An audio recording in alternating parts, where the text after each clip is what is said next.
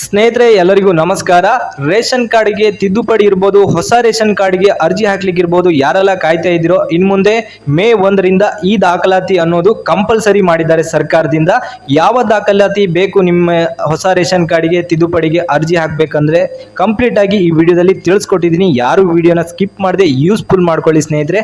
ಹಾಗೆ ನಮ್ಮ ಚಾನಲ್ಗೆ ಹೊಸಬರಾಗಿ ನೋಡ್ತಾ ಇದ್ರೆ ಈ ಕೂಡಲೇ ಸಬ್ಸ್ಕ್ರೈಬ್ ಆಗೋದನ್ನ ಮರಿಬೇಡಿ. ಯಾಕಂತ ಹೇಳಿದ್ರೆ ಈ ಚಾನಲ್ ಅಲ್ಲಿ ಸರ್ಕಾರದ ಪ್ರತಿಯೊಂದು ಹೊಸ ಅಪ್ಡೇಟ್ ನ್ಯೂಸ್ ನ ಹೇಳ್ತಾ ಇರ್ತೀವಿ. ಹಾಗೆ ವಿಡಿಯೋಗೊಂದು ಲೈಕ್ ಕೊಟ್ಟು ಸಪೋರ್ಟ್ ಮಾಡಿ. ಯಾಕಂತ ಹೇಳಿದ್ರೆ ಇದೇ ರೀತಿಯ ಹೆಚ್ಚಿನ ಮೋಟಿವೇಶನ್ ಸಿಗುತ್ತೆ ನಮ್ಗೆ ವಿಡಿಯೋ ಮಾಡ್ಲಿಕ್ಕೆ. ಹಾಗೆ ಕಮೆಂಟ್ ಸೆಕ್ಷನ್ ಅಲ್ಲಿ ಯಾವ ಜಿಲ್ಲೆಯಿಂದ ಈ ವಿಡಿಯೋನ ನೋಡ್ತಾ ಇದ್ದೀರಾ ಅನ್ನೋದನ್ನ ತಪ್ಪದೆ ತಿಳಿಸ್ಕೊಡಿ ಸ್ನೇಹಿತರೆ. ಹೌದು ಸ್ನೇಹಿತರೆ, ನೀವೆಲ್ಲ ನೋಡ್ತಾ ಇರ್ಬೋದು, ಕಳೆದ 1 ವರ್ಷದಿಂದ ರೇಷನ್ ಕಾರ್ಡ್ ನ ಆಪ್ಷನ್ ಅನ್ನ ಬಿಟ್ಟಿರ್ಲಿಲ್ಲ. ಬಿಟ್ಟಿದ್ರು 2 ಗಂಟೆ 3 ಗಂಟೆ ಮೆಡಿಕಲ್ ಎಮರ್ಜೆನ್ಸಿ ಅಂತ ಹೇಳಿ ಬಿಟ್ಟಿದ್ರು. ಅವತ್ತು ಹೆಚ್ಚಿನವರಿಗೆ ಹೊಸ ರೇಷನ್ ಕಾರ್ಡಿಗೆ ಅರ್ಜಿ ಹಾಕಿ ಸಹ ಅಪ್ರೂವಲ್ ಅನ್ನ ಮಾಡಿರ್ಲಿಲ್ಲ.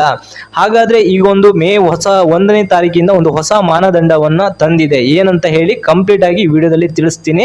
ಯಾರು ವಿಡಿಯೋನ ನಿಲ್ಲಿಸದೆ ಕೊನೆ ತನಕ ನೋಡಿ ಸ್ನೇಹಿತರೆ.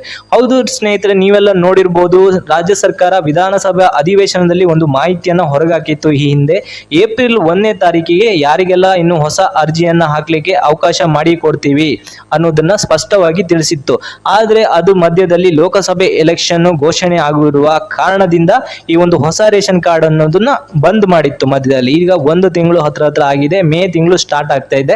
ಹಾಗಾಗಿ 2ನೇ ಹಂತದ ಚುನಾವಣೆ ನಂತರ ಮುಗಿದ ನಂತರ ಒಂದು ನಿರೀಕ್ಷೆ ಇದೆ. ಹೊಸ ರೇಷನ್ ಕಾರ್ಡ್ ಇರ್ಬೋದು ತಿದ್ದುಪಡಿ ಮಾಡ್ಲಿಕ್ಕೆ ಒಂದು ಆಪ್ಷನ್ ಅನ್ನ ಕೊಡುವ ನಿರೀಕ್ಷೆಯಲ್ಲಿ ಇದೆ ಸರ್ಕಾರ. ಆದ್ರಿಂದ ನೀವೊಂದು ಈ ದಾಖಲಾತಿಯನ್ನ ಕಡ್ಡಾಯವಾಗಿ ಮಾಡಿ ಇಟ್ಕೊಳ್ಬೇಕು. ನೀವು ಈ ಒಂದು ದಾಖಲಾತಿಯನ್ನ ನೀವು ಮಾಡಿಟ್ಟಿಲ್ಲ ಅಂತ ಹೇಳಿದ್ರೆ ನಿಮ್ಗೆ ಹೊಸ ರೇಷನ್ ಕಾರ್ಡ್ ಇರ್ಬೋದು ತಿದ್ದುಪಡಿ ಮಾಡ್ಲಿಕ್ಕೆ ನಿಮ್ಗೆ ಆಗೋದಿಲ್ಲ. ಹಾಗಾದ್ರೆ ಏನ್ ಡಾಕ್ಯುಮೆಂಟ್ ಅನ್ನೋದನ್ನ ನಾ ಹೇಳ್ತಾ ಹೋಗ್ತೀನಿ. ಮೊದಲನೇದಾಗಿ ನಿಮ್ಗೆ 6 ವರ್ಷದ ಚಿಕ್ಕ ಮಕ್ಕಳನ್ನ ರೇಷನ್ ಕಾರ್ಡಿಗೆ ಸೇರ್ಪಡೆ ಮಾಡ್ಬೇಕಂತ ಹೇಳಿದ್ರೆ ನಿಮ್ಗೆ ಜನನ ಸರ್ಟಿಫಿಕೇಟ್ ಅನ್ನೋದು ಕಂಪಲ್ಸರಿ ಆಗಿರ್ತದೆ. ನೀವು ಎಲ್ಲರೂ ಮಕ್ಕಳದು ಜನನ ಸರ್ಟಿಫಿಕೇಟ್ ನಿಮ್ಮ ಹತ್ರ ಇಲ್ಲ ಅಂತ ಹೇಳಿದ್ರೆ ದಯವಿಟ್ಟು ನೀವು ಕಂದಾಯ ಇಲಾಖೆಗೆ ಹೋಗ್ಬಿಟ್ಟು ಈ ಕೂಡಲೇ ಮಾಡಿಸ್ಕೊಳ್ಳಿ. ಇಲ್ಲ ಅಂತ ಹೇಳಿದ್ರೆ ಆನ್ಲೈನ್ ಅಲ್ಲಿ ಪ್ರಿಂಟ್ ಔಟ್ ತಕೊಂಡು ಇಟ್ಕೊಳ್ಳಿ ಸ್ನೇಹಿತರೆ. ಇದು ಮೊದಲನೇದಾಗಿ ಕಂಪಲ್ಸರಿ ಆಗಿ ಬೇಕಾಗಿರುವ ದಾಖಲೆ. ಹಾಗಾಗಿ 6 ವರ್ಷದ ಮೇಲಿನ ಮಕ್ಕಳನ್ನ ಸೇರಿಸೋದಾಗ್ಲಿ ಮತ್ತು ಉಳಿದ ಸದಸ್ಯರನ್ನ ಸೇರಿಸೋದಾಗ್ಲಿ ಪ್ರತಿಯೊಬ್ಬರದು ಆಧಾರ್ ಕಾರ್ಡ್ ಅನ್ನೋದು ಕಂಪಲ್ಸರಿ ಆಗಿರ್ತದೆ. ನಾನು ಆಧಾರ್ ಕಾರ್ಡ್ ಬಗ್ಗೆ ಪ್ರತಿಯೊಂದು ವಿಡಿಯೋದಲ್ಲಿ ಅಪ್ಡೇಟ್ ಮಾಹಿತಿನ ತಿಳಿಸ್ತಾ ಇರ್ತೀನಿ. ಯಾರ್ದೆಲ್ಲ 10 ವರ್ಷದ ಹಿಂದಿನ ಆಧಾರ್ ಕಾರ್ಡು ಯಾರೆಲ್ಲ ಇದೆ ಹಳೆ ಆಧಾರ್ ಕಾರ್ಡು ಅಂತವ್ರದ್ದು ಜೂನ್ 14ನ ತನಕ ಸರ್ಕಾರ ಒಂದು ಉಚಿತವಾಗಿ ಮಾಡ್ಕೊಳ್ಳಿಕ್ಕೆ ಆಪ್ಷನ್ ಅನ್ನ ಕೊಟ್ಟಿದೆ. ತಾವೇನಾದ್ರೂ 10 ವರ್ಷದ ಹಳೆ ಆಧಾರ್ ಕಾರ್ಡ್ ಇಟ್ಕೊಂಡಿದ್ರೆ ಹೊಸ ರೇಷನ್ ಕಾರ್ಡಿಗೆ ಅಪ್ಲೈ ಮಾಡಿದ್ರು ಸಹ ನಿಮ್ದು ಅಪ್ರೂವಲ್ ಸಿಗೋದು ಬಹಳ ಕಷ್ಟ ಇರ್ತದೆ. ಆದ್ರಿಂದ ನೀವು ಆಧಾರ್ ಸೆಂಟರ್ ಗಳಿಗೆ ಹೋಗ್ಬಿಟ್ಟು ನಿಮ್ದು ಆಧಾರ್ ಕಾರ್ಡ್ ಅಪ್ಡೇಟ್ ಆಗಿದೆಯಾ ಇಲ್ವೋ ಅನ್ನೋದ್ರ ಬಗ್ಗೆ ಈ ಕೂಡಲೇ ಚೆಕ್ ಮಾಡ್ಕೊಂಡು ಇಟ್ಕೊಳ್ಳಿ ಸ್ನೇಹಿತರೆ. ಹಾಗೆ 3ನೇದಾಗಿ ಆದಾಯ ಸರ್ಟಿಫಿಕೇಟ್. ಆದಾಯ ಸರ್ಟಿಫಿಕೇಟ್ ಅನ್ನೋದು ನಿಮ್ಗೆ ಇಂಪಾರ್ಟೆಂಟ್ ಆಗಿರ್ತದೆ. ಈ ಒಂದು ರೇಷನ್ ಕಾರ್ಡ್ ಅಪ್ಲಿಕೇಶನ್ ಹಾಕ್ಲಿಕ್ಕೆ ಆದಾಯ ಸರ್ಟಿಫಿಕೇಟ್, ಇನ್ಕಮ್ ಸರ್ಟಿಫಿಕೇಟ್ ಇದು ಸಹ ಕಂದಾಯ ಇಲಾಖೆಯಲ್ಲಿ ಕೊಡುವಂತದ್ದು. ವಿಲೇಜ್ ಅಕೌಂಟೆಂಟ್ ಇರ್ತಾರಲ್ಲ ನಿಮ್ಮ ಗ್ರಾಮ ಪಂಚಾಯತ್ ವ್ಯಾಪ್ತಿಯಲ್ಲಿ, ಅವರು ಸಹ 1 ಲಕ್ಷಕ್ಕಿಂತ ಈ ಕೆಳಗಿನವರಿಗೆ BPL ಕಾರ್ಡಿಗೆ ಅರ್ಜಿಯನ್ನ ಸಲ್ಲಿಸಲಿಕ್ಕೆ ಅರ್ಹರಿರ್ತಾರೆ. ಹಾಗೆ ಮತ್ತೊಂದು ಇಂಪಾರ್ಟೆಂಟ್ ದಾಖಲಾತಿಯಾಗಿ ಜಾತಿ ಪ್ರಮಾಣ ಪತ್ರ. ಜಾತಿ ಪ್ರಮಾಣ ಪತ್ರದಲ್ಲಿ ಪರಿಶಿಷ್ಟ ಜಾತಿ ಪರಿಶಿಷ್ಟ ಪಂಗಡದವರಿಗೆ ಇನ್ಕಮ್ ಮತ್ತು ಜಾತಿ ಪ್ರಮಾಣ ಪತ್ರ ಒಂದರಲ್ಲೇ ಬರ್ತದೆ.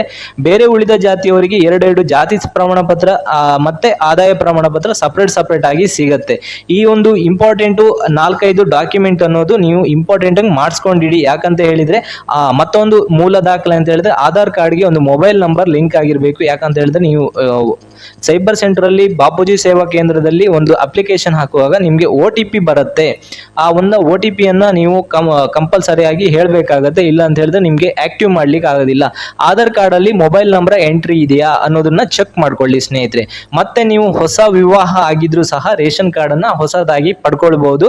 ಹಾಗೆ ಬಾಡಿಗೆ ಮನೆಯಲ್ಲಿದ್ರು ಸಹ ರೇಷನ್ ಕಾರ್ಡ್ಗೆ ಅಪ್ಲಿಕೇಶನ್ ಅನ್ನ ಸಲ್ಲಿಸಬಹುದು.